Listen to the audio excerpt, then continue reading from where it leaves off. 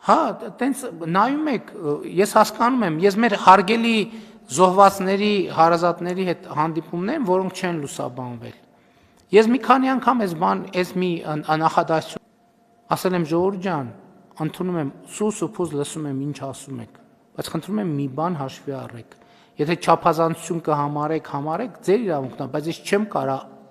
չասեմ, որովհետև եթե չասեմ, սիրտս կպայթի ուղղակի։ 1000 անգամ ներողություն խնդրելով ասել եմ, էլի հիմա չեմ ասում, հիմա հրապարակային եմ ասել։ Ասել եմ դուք ամեն մեկը շատ հարազատ, անգին, ամեն մեկը մի հոգու եք կորցրել, ես հազարավորներ եմ կորցրել։ Դա ճշմարտություն է։